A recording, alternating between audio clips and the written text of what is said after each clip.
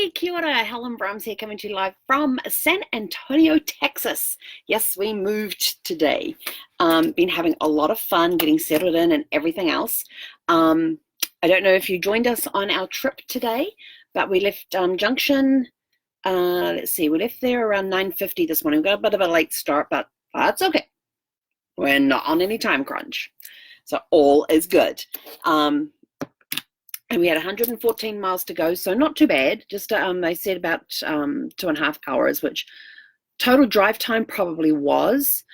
We did stop at a rest area at mile marker, what mile marker was it? 5:14. And we did a Facebook Live from there, so you get to see that beautiful rest area. It was gorgeous. And then we stopped at mile marker exit 550 to go to the Walmart there. I will tell you, I have never been to a Walmart that was as dead as this one. It was awesome. And we were there right at lunchtime. And because we got to the park at 1:40, and this place was just under an hour away from the RV park. So right in the middle of lunchtime, and the place, there was hardly anybody in there. It was great. Normally I'm having to do the slaloms with the shopping cart and stuff, but not today. Didn't have any of that problem today. Got in there, raced around, did what I had, did my power walking like I normally do. Left Zephy in the RV, and she was happy sitting on the dashboard, looking out, waiting for me to come back. Got done what I needed to get done, so that was cool. Got to the RV park around 1:40, and all checked in and everything else. Didn't take long. Got to our site. Beautiful grounds here. Beautiful grounds. I also did a Facebook Live not long after we had arrived, because we got the feet down, and it's surprisingly, even though it's a graveled, so the site has the gravel area where you park the RV and any vehicles you're bringing with you. Then it has the grass area with a concrete patio and your table, and it's got a picnic table out there on the concrete patio. And so we got everything lined up, got parked, and surprisingly enough, for an all gravel parking space for the RV, it was surprisingly level. I didn't have to put any leveling pads underneath the levels. So that was kind of cool. I thought, that's awesome. But there was a strange thing, and in the other video, I kind of showed you on the video, but normally your utility hookups are on the driver's side, because that's where most hookups on RVs are. Like mine's at the back on the driver's side, underneath my closet and my dressers. And the water and the sewer is on the driver's side, hookups on the driver's side, and the cable, if you use cable, doesn't matter to me where that is. I don't even care if I have it or not. But my power source is on the passenger side, and it's really low to the ground. Like it's about this far off the ground, which means I can't put my power surge protector in there, because my power surge, the cable, the plug goes in, and then it's got a cable like this, and then it goes to the box. And you can't, and then you've got to have the box upright in order for it to operate. And with how low this hookup is to the ground, it meant that my power surge protector for the whole vehicle would be laying on the ground. I was like, yeah, no, that's not happening. So kind of risking it a little bit, but I do have a power strip that I have to go and dig out that does have a surge protector on it. So my electronics will get like, I'm not using the TV right now, preferring to read right now, but and where that one's plugged in, I can't get to it anyway. But like the laptop and the hotspots and stuff, I'm going to plug into the power strip when I find it, because that's got a surge protector on it. So I'm going to do that. But it was really cool, because we are right across the road. We have the dog park, then there's a children's playing area, and then there's a mini golf course. And I'm going to take pictures of it tomorrow, because there's a lot of kids running around today, and so I didn't want to get them in any pictures. So when we go out for our walk in the morning, we'll try and get some pictures then. But it's got like about 4, maybe 5 very short mini golf little course holes. Excuse me. So yeah, so the park was decent size. I have to remember tomorrow to take the video camera out, and because Zephy tonight, she got to meet a new friend, Maggie May. And Maggie May, what was Maggie May? It was a very muscular type dog. shorter than her, but way heavier than her on weight. She's probably at least twice the size. It was a muscular dog. It wasn't Basset. It may have had a kind of like a corgi, but it wasn't. It had a corgi with like I don't know. It was a mixed breed, and the two of them were running around, and Zephy was doing this really weird run thing, and the woman who has Maggie May, her and I standing, we were laughing so hard. I didn't even think to take out my phone and take a video of it because it was hilarious. We were just standing there just laughing and swapping dog stories and puppy stories and things that puppies have gotten up to over the time and all that sort of thing. One thing I did have to do with this one is that when I checked in, they warned me, which is always good when RV parks do this, that I do need a water regulator because they've got 116 PSI. I can't remember what the PSI is. I just know it's the pressure, and 160 is really, really high. And I saw the damage that the 140 can do when we were in Salt Lake City. So when I was in Salt Lake City in August with my parents, they told us that we had to have a water regulator on because they had 140 PSI on their, something to do with the pressure of the water coming through. And if you don't have a water regulator in these high things, you can actually do damage to your pipes and hoses inside your RV. The water regulator just helps reduce the pressure of the water coming in. I don't know the scientific thing behind it. I just know that I've got one and it's on there. And when we were in Salt Lake City, there was an RV next to us that had, you can get water filtration that you stick onto the tap. It goes through the water filtration and then goes into your RV and into your holding tanks and all of that. My water filtration is when it comes out of the holding tank and goes into the pipes for the sink, the hand basin, and the shower. Other ones have theirs at the tap. Well, the RV next to us, I think it was a tow trailer. Yeah, tow trailer had theirs on there, and we had been out and we came back, and as we were walking up, we could see all this water everywhere, and the tow trailer underneath next to us was completely flooded underneath on their entire site. We got around the corner and found out why.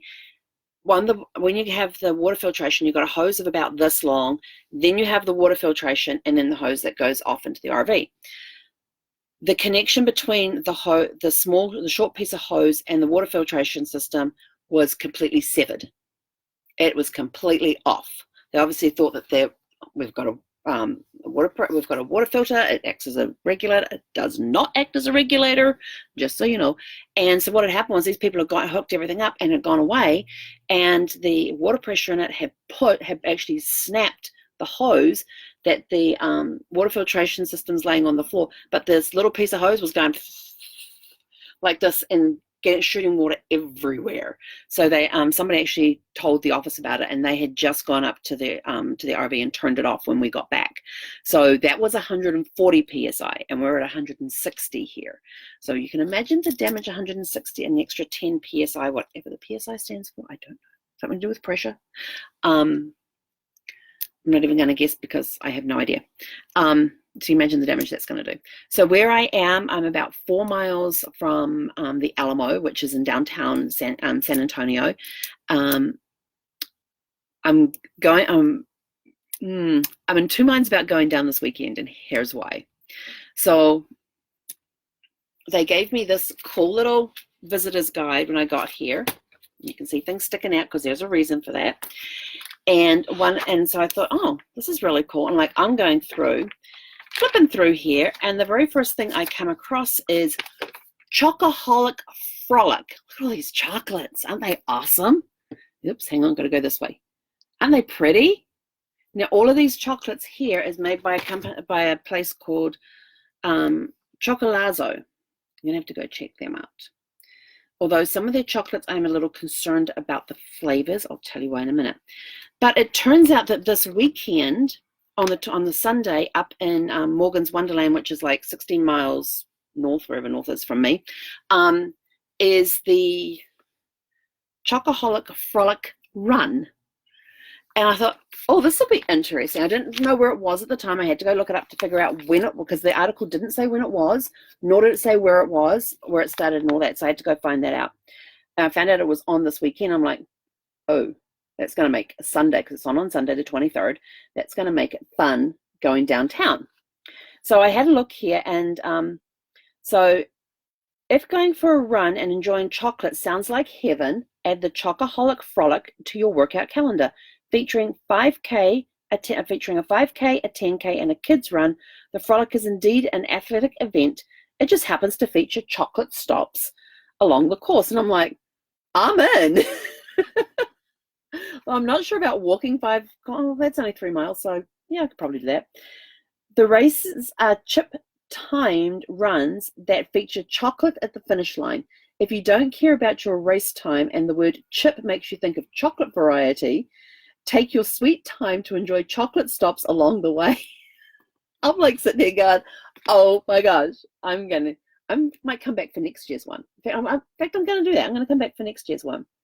No matter what, at the finish line, you'll be greeted with chocolate and treats for dipping. There is something fun for all ages, abilities, and chocolate lovers, and participants receive a race shirt and a chocolate-themed medal. No word if the medal is wrapped in chocolate, but wouldn't that be a perfect treat? I was sort of like, that sounds really cool. But then I found out where it was, and it's sort of like, I know the bus leaves from right outside the gate here at the RV park and goes downtown, because the guy at the front desk when I checked in told me about it, gave me the schedule, got the bus schedule right here, showed me on the map that's in here where the bus stop is when I get downtown and where I get back on to come back, and it'll cost me $2.75 for the day. And I'm like, yes, for an all day. But then it goes on about along the San Antonio River walk, you have kilns, which have gleaming copper kettles peeking through the window where they make their chocolate. I'm like, Then there is River Street Sweets, which apparently is a relative newcomer, and its name refers to the shop's home of Savannah, Georgia, but it's right in home in the city. And they feature gourmet southern sweets, including pralines, water salt taffy, and peanut brittle. I know, all sounding good. Anybody getting hungry yet? Then, of course, there's Ghirardelli Chocolate Company. Love their hot fudge sundaes.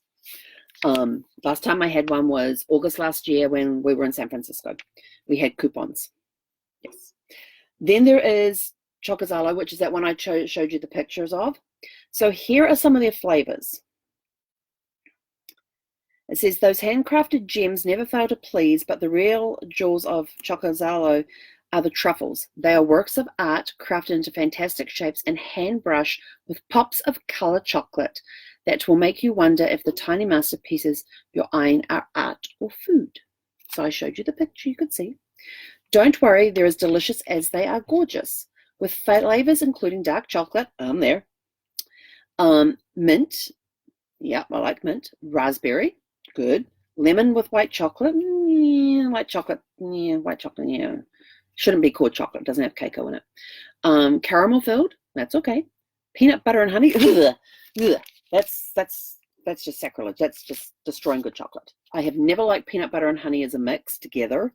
My brother used to like peanut butter and honey sandwiches. I can't stand peanut butter and honey together. And as far as putting peanut butter and chocolate together, no. Vanilla bean, yum. Caramel macchiato, that sounds good. Cherry cordial, well, that's okay. Key lime, yep. Nutella, yep. Milk chocolate, yeah, it's a little on the sweet side, but it's okay. Balsamic fig, now doesn't that sound cool? Rose, serrano and honey. I don't know what serrano is. I'm wondering if it's like a spicy thing. And then they said there's something for everyone. They even have ruby chocolate treats with a pink hue that's perfect for Valentine's Day. So they say that the confections are almost too pretty to eat, almost, but eat them you must. After all, once you've put it on Instagram, it's your duty to savor the chocolate as much as you savor your time exploring San Antonio. So I thought, well, that sounds pretty cool. So that gives me some places to go visit when I'm downtown. And then I read further, and apparently they have a Riverwalk royalty for 2020, where they have an entire court. So they have 4 king and 4 queen candidates, and their whole responsibility since summer of last year up until the week before the event, which happens to be tonight. So tonight they are crowning, they have the Royal Masquerade Gala where they will have the coronation ceremony. So you end up with the court has a king and a queen, which are the male and the female who did the most fundraising. Then those that were the runners-up are the prince and princess. Then you have the duke and duchess, and then the count and countess. So everybody of the 8 gets a part in the court. So that was kind of cool. So the Royal Masquerade Gala, which is tonight, is the same weekend as the Mardi Gras River Parade. And I'm like, talk about a weekend to come to San Antonio. And so the Festival and River Parade is February 22nd, which is tomorrow, with live music and entertainment on the streets at the Anson River Theatre and in streets of Laville. I'm going to screw that up. We won't worry about that one. There's also food trucks, and they say break out your masks, costumes, beads. And then they've got with crews of costume revelers and more live entertainment, river floats will transform the main downtown area of the River Walk into a floating Mardi Gras celebration from 4 p.m. to 6 p.m. on February 22nd, which is tomorrow. So I'm like, not one for crowds, but it sounds like fun. That sounds like fun. Doesn't it sound like fun? And then I came across this, I tell you, this little booklet was like, so check out these shakes. Don't they look awesome? So I'm going to have to watch myself down there. Although the chocolate thing, I'm all in on the chocolate thing. I just might have to go and see if they have samples. They even have an Instagram guide in here. They even have a section that if you're in San Antonio for 24, 48, and 72 hours, what you can do over that time. It was just in a really cool little booklet. And then I was going through, then they have the arts and entertainment section. So I thought, okay, what's on this weekend? Well, you have the Royal Mardi Gras Masquerade Gala, which is tonight. Finishing on Sunday is the San Antonio Stock Show and Rodeo. They also have the Mardi Gras Artisan Show, the Festival and River Parade. On Sunday they have a jazz festival. Starting on Sunday, going through to March 6th, they have the Battle of the Alamo commemoration. I'm planning on going to the Alamo. Keep hearing about it. This weekend on the 22nd, they have the Texas Open Chili Championship 2020. I'm not a chili eater. I don't eat spice. And they'll be full of onions, so we're definitely staying away from there. And then they also have Brad Paisley's in town tonight. You got Whiskey Myers tomorrow, Wishbone Ash tomorrow, Paula Boggs Band on Sunday, and let's see. But this sounded good. A Gentleman's Guide to Love and Murder. That's on at one of the theaters, the Public Theater of San Antonio. So there's a lot happening this weekend. Chose a good weekend to be in San Antonio. So if I don't know what to do, I just need to pick this up and have a look and make my decisions and go. And once I get downtown, everything's within walking distance. The thing is, I can't take Zephy with me on the bus, and there's areas that I can't take her into, like into shops. So, and then there's some parks that don't allow you to take dogs as well, like where the chocolate fun run thing, the Chocoholic Frolic Run is at an amusement park. So it starts and ends in an amusement park, so you cannot take dogs with you on the run. The only way you can take a dog with you on the run is if it is a service animal. So let's see. So it's a busy weekend in San Antonio this weekend, and now my dilemma is, what do I do? Definitely doing the chocolate though. Got to do the chocolate.